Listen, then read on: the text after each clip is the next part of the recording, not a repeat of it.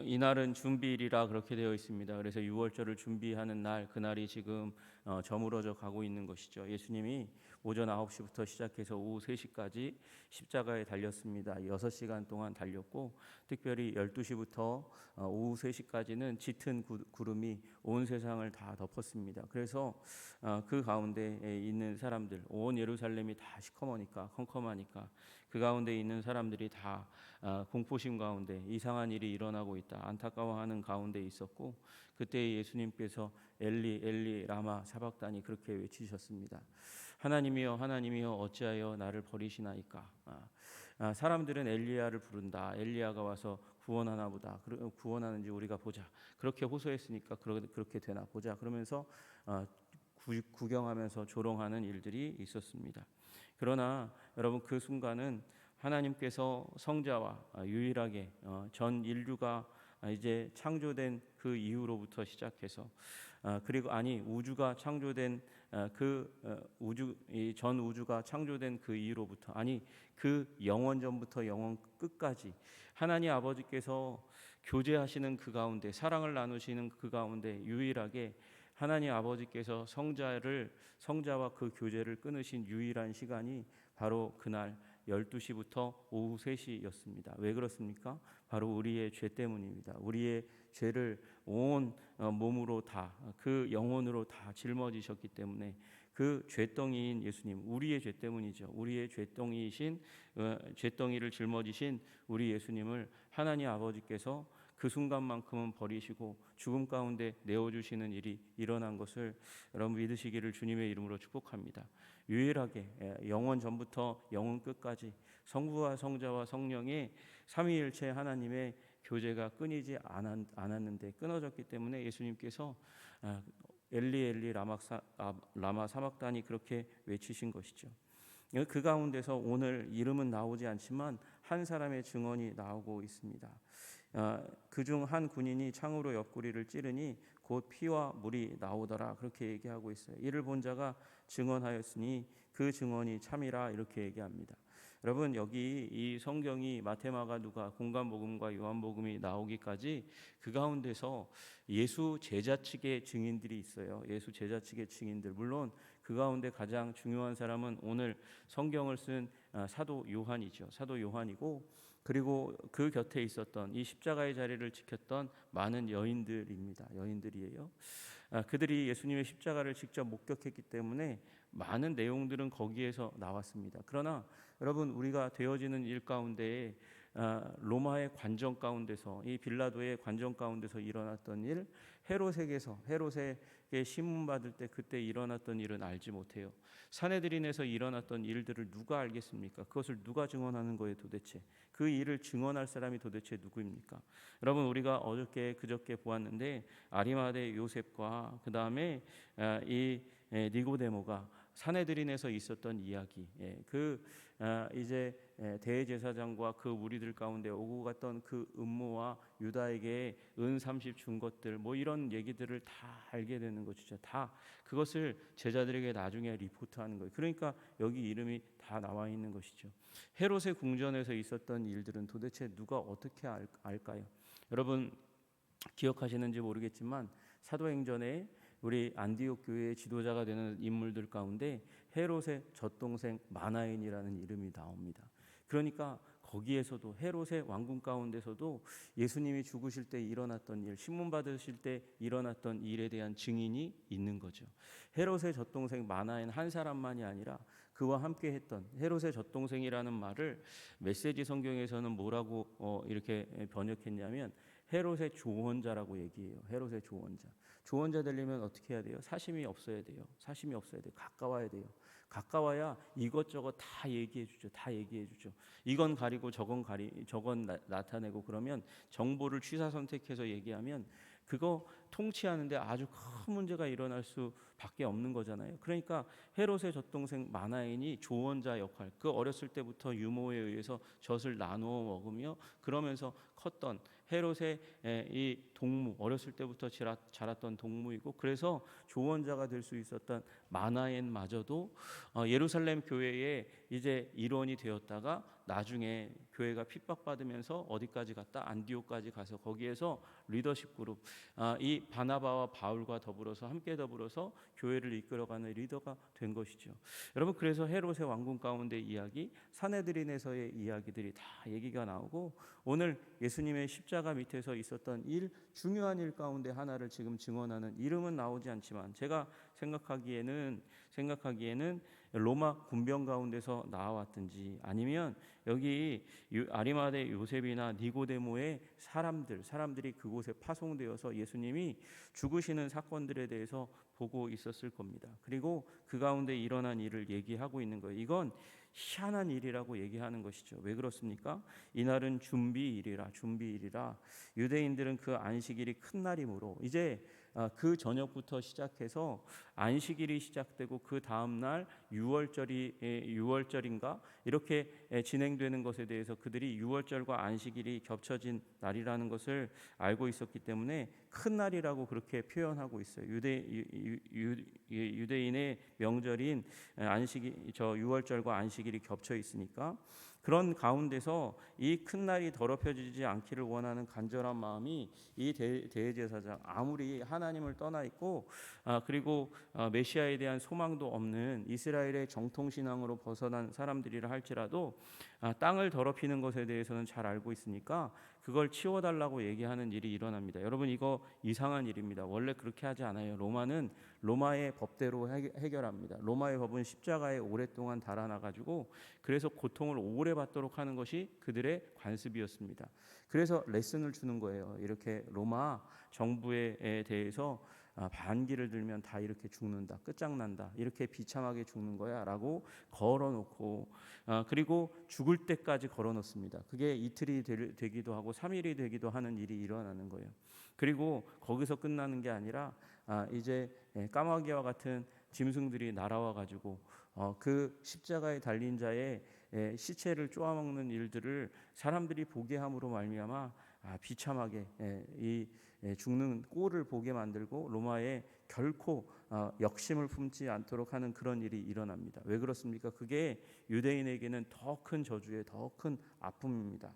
왜 그러냐 하면 우리 신명기 21장에 보시면 이 상황에 대해서, 나무에 달린 자의 장례에 대해서 얘기하는 장면이 나와요. 사람이 만일 죽을 죄를 범함으로 내가 그를 죽여 나무 위에 달거든 그 시체를 나무 위에 밤새도록 두지 말고 그날에 장사하여 내 하나님 여호와께서 내게 기업으로 주시는 땅을 더럽히지 말라.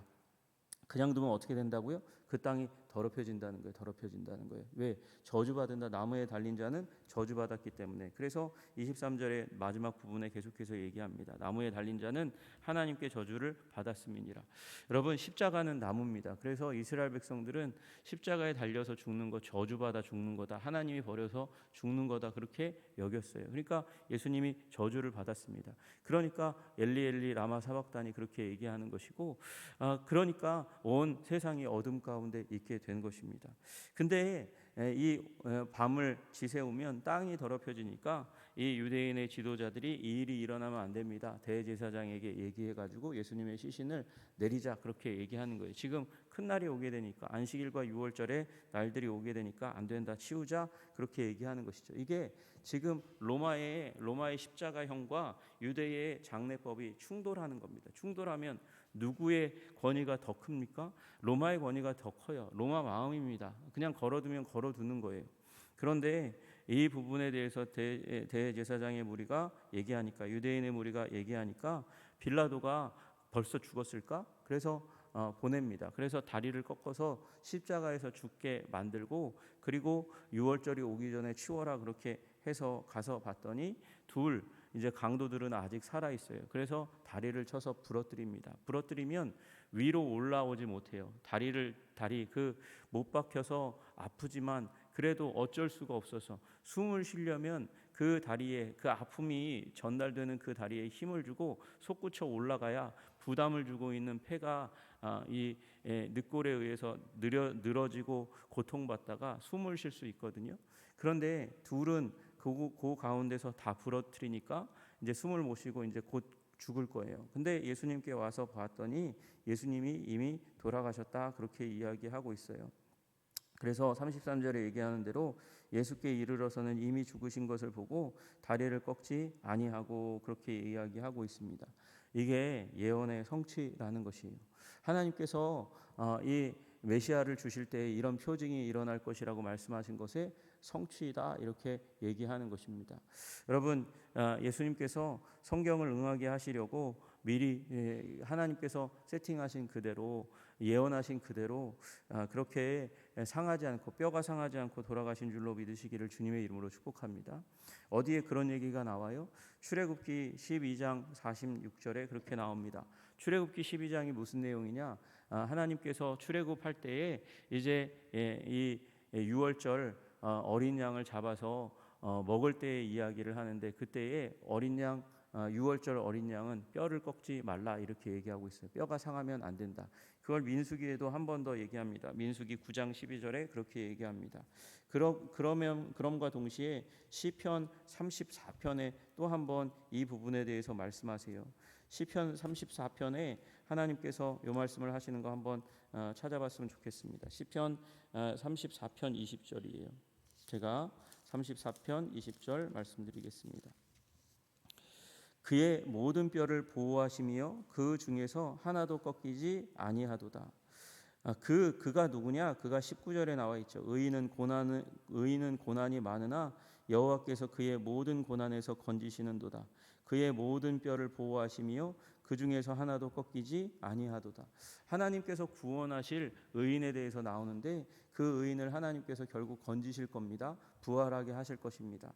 그런데 문제는 그 가운데서 뼈가 꺾이지 않겠다 그렇게 말씀하세요. 그래서 예수님이 뼈가 꺾이지 않겠다고 말씀하신 이 말씀, 유월절 어린 양의 규례가 또 지켜지는 일이 일어났다. 이건 희한한 일이다 이렇게 얘기하는 것이죠. 여러분, 그러나 거기서 이 예언의 말씀이 끝난 것이 아님을 믿으시기를 주님의 이름으로 축복합니다. 여러분, 그 가운데 와가지고 죽은 것을 확인하기 위해서 로마의 군병이 예수님의 옆구리를 창으로 찔렀다, 밀어넣었다, 쑤셨다 이렇게 얘기하고 있어요. 그러면서 예수님의 이제 옆구리에서 피와 물이 쏟아져 나왔다 그렇게 말씀하고 있습니다. 여러분, 이건 이제 심장이 있고 심장 바깥에 얇은 막이 있어요. 그래서 심장을 보호합니다. 그 사이에 이제 피가 아니라 이 맑은 액이 있게 되는데, 그런데 문제는 심장이 무리를 당하고 고통을 많이 당하면 그러면 거기에 물이 많이 차요. 많이 차요. 그래서 예수님이 죽은 것을 확인하기 위해서 로마 병사가 거기를 찔렀더니 물이 많이 찬 그곳에서 물이 쏟아져 나온 거예요. 물만 아니라 피도 쏟아져 나왔어요. 그 얘기는 뭡니까? 심장까지 찔렀다는 것을 의미하는 것입니다. 예수님은 심장이 뚫렸어요. 그러니까 완전히 죽은 것입니다. 그러면서 물과 피가 함께 쏟아져 내렸다 그렇게 말씀하고 있습니다. 여러분, 이것도 하나님의 말씀의 성취라고 얘기하고 있어요. 우리 36절에 방금 말씀드렸던 뼈가 꺾이지 아니한 것의 성취가 일어났다 그렇게 말씀함과 동시에 37절에 또 다른 성경에 그들이 그 찌른 자를 보리라 하였느니라 그렇게 말씀하였는데, 이게 바로 스가랴서 12장 10절의 말씀이다 그렇게 얘기하고 있습니다. 여러분, 스가랴서 12장 10절에 말씀하세요. 내가 다윗의 집과 예루살렘 주민에게 은총과 간구하는 심령을 부어주리니, 여러분, 은총을 주시고 간구하는 심령을 부어주시겠다고 얘기해요. 신앙의 회복이 분명하게 강력하게 힘있게 일어나게 하시겠다고 그렇게 말씀하시는데, 그들이 그 찌른 바 이 원래 더 정확한 말은 찔림 받은 바 그를 바라보고 그를 위하여 애통하기를, 독자를 위하여 애통하듯 하며 그를 위하여 통곡하기를 장자를 위하여 통곡하듯 하리로다 그렇게 말씀하시는 이 말씀이 이루어졌다 얘기하는 것이죠. 여러분, 이게 왜 희한한 얘기냐면, 여러분, 원래 이스라엘은 찔러서 사형시키는 방법이 없어요. 돌로 쳐 죽이거나 아니면 밀어 죽이거나 그런 죽이는 방법들이 있지만 찔러서 죽이는 방법이 없단 말이에요. 그러니까 지금 여기에 찔려서 그래서 물과 피가 한꺼번에 쏟아지는 일은 잘 일어나는 일이 아니라는 것을 유대민족은 너무도 잘 알고 있기 때문에, 그리고 이것이 스가랴서 말씀에 예언된 것이라는 것을 그들이 깨달았기 때문에 이것이 예수님이 메시아라는 너무도 명확한 증거라고 어떤 사람이 보고 그것을 초대교회의 제자들에게, 사도들에게, 모든 신자들에게 알려주고 간증하는 일이 일어나게 되었다는 것입니다. 여러분, 이 일이 바로 그 예전에 일어났던 일인 줄로 믿으시기를 주님의 이름으로 축복합니다. 예전에 일어났던 일이 무슨 일이에요? 여러분, 우리 찬송가 불렀잖아요. 만세 반석 열리니. 여러분, 반석이 열리는 일이 일어났었습니다. 반석이 열리는 일이 일어나면 그건 반석이 아니에요. 그런데 반석이 열려서 그곳에서 생수가 쏟아져 나오는 사건이 일어났던 것을 기억하시는지 모르겠어요. 여러분, 기억하십니까? 바로 다름 아니라 이 홍해를 건너서 물 없다 할 때 하나님께서 모세에게 물을 주라 말씀하셨고, 그때 반석에서 물이 나와서 강을 이루어 이스라엘 민족 최소 200만 명 정도 되는 사람들을 먹이는 생수가 터져 나오는 일이 일어났습니다. 여러분, 그것이 만세 반석이 열리게 된 그 사건입니다. 여러분, 예수님께서 제자들을 이끌고 가서 가이사랴 빌립보에 가셔서 그곳에서 너는 나를 누구라 하느냐 물으셨을 때 베드로가 얘기했습니다. 주는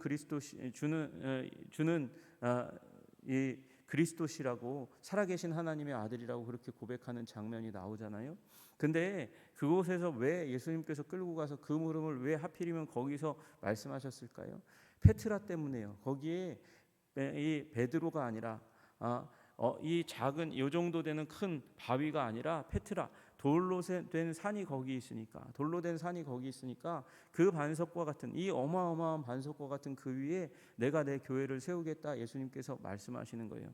그런데 재미있게 그 페트라 밑으로는 생수가 터져서 나와서 강이 됩니다. 여러분, 그 페트라는 생수를 내는 페트라예요. 여러분, 만세 반석이 깨어지면서 생수를 낸 것처럼 여기 가이사랴 빌립보에 그 페트라, 큰 돌로 된 어마어마한 산 가운데 밑으로부터 시작해서 거기서부터 생수가 나옵니다. 여러분, 에스겔의 환상을 보시잖아요. 그 환상 가운데도 성전에서부터 시작해서 생수가 나옵니다. 여러분, 우리 예수님께서 그 깨어지셨다는 그 만세 반석이 우리 예수님 십자가에 달리시며 물과 피를 쏟은 분이라고 우리 믿는 사람들은 그렇게 고백하는 거예요. 왜 그렇습니까? 하나님이시면 죽을 수 없습니다. 하나님이면 깨어질 수 없습니다. 그런데 하나님이신 그분이 우리의 죄 때문에 깨어지셨습니다. 하나님이신 그분이 우리를 위하여 인간이 되셨고, 하나님인 그분이 우리를 위하여 십자가에 달려 죽으실 뿐만 아니라 하나님이신 그분이 결코 깨어질 수 없는 분이, 죽을 수 없는 분이 죽어 그 몸을 찢으시며 피를 흘리셨다, 물을 흘리셨다, 그렇게 말씀하시는 거예요. 그래서 만세 반석 열리니 찬양하는 것입니다. 여러분, 하나님이신 그분이 찢겨져서 피를 흘리신 그 일도 하나님의 계획 가운데 있었던 일인 줄로 믿으시기를 주님의 이름으로 축복합니다. 그걸 제자들은 못 봤어요. 12제자들 가운데 요한만 보았을 뿐이에요. 여인들도 그걸 보고 잘 몰랐어요. 잘 몰랐는데 누군가가, 이 증인이 유명한 사람이라면 그러면 그 이름을 증언했겠지만, 지금 그 이름은 나오지 않지만 여러분, 예수님이 분명하게 그렇게 죽으셨다고. 그래서 유대인 가운데서 일이 있었다면 이 일은 결코 일어날 일이 아니지만 로마인과 유대인의 문화의 충돌 가운데서 예수님께서는 그래서 그 가운데서 창에 찔리워서 예언을 성취하시며, 그래서 우리에게 구원자 되심을 나타내신 분이다. 뼈가 하나도 꺾이지 아니한 일을 나타내셔서 유월절 어린 양 되셨다는 것을 우리에게 분명히 나타내셨다 말씀하고 계시는 줄로 믿으시기를 주님의 이름으로 축복합니다. 그래서 여러분, 이 죽음의 증인된 자가 예수 그리스도의 증인으로 초대교회 가운데서 이 예수님의 죽음을 증언하였던, 증인되었던 것처럼 여러분과 저도 완전히 죽으신 예수님, 그러나 완전히 죽은 곳 그 자리 가운데서 또 완전히 부활하신 예수님의 증인 되시기를 주님의 이름으로 축복합니다. 이 믿음이 여러분과 저에게 예수님의 죽음, 나를 위하여 그 어둠 가운데 들어가셔서 하나님과 교제하지 못하는 그 시간들을 보내셨고, 그 고통의 시간을 보내셨고, 그로 말미암아 우리로 하나님과 사귐을 가질 수 있도록 열어주신 새롭고 산 길, 생명의 길, 은혜의 보좌 앞에까지 지성소까지 나아갈 수 있도록 열어주신 그 은혜를 감사하시는 저와 여러분 다 되시기를 주님의 이름으로 축복합니다. 기도하겠습니다. 하나님 아버지 감사합니다. 예수님께서 뼈가 꺾이지 아니하시고 물과 피를 쏟으시며 창에 찔리신 것을 통해서 예수님이 메시아라는 것을 증언한 어떤 한 사람 때문에 우리는 예수님의 마지막이 죽음이 어떠했는지 더 분명하게 알게 되었고, 이것이 예언의 성취이며 하나님께서 예정하셨으며 예수님께서 선택하신 길이라는 사실을 다시금 깨닫고 알게 하게 하시니 참 감사합니다. 우리를 위하여 물과 피를 쏟으신 우리 예수님을 붙들고 하나님, 우리도 신앙의 길, 아버지 믿음의 길을 굳건하게 걸어갈 수 있도록 주님 우리를 도와주시고 인도하여 주시옵소서. 하나님 아버지, 우리를 위하여 몸짓고 피 흘려 죽으신 하나님이신 예수님, 그 예수님께서 어둠 가운데서 하나님과 단절되셨다는 것을 우리가 기억하고 그 단절이 우리의 회복과 교제를 위한 것인 줄로 아버지 감사하고 찬양하며 오늘도 하나님 은혜의 보좌 앞으로 나아가 하나님 붙들고 교제하며 기도하며 아버지 기쁨을 누릴 수 있는 주의 백성들 다 되게 하여 주시옵소서. 예수님 이름을 받들어 기도드리옵나이다. 아멘.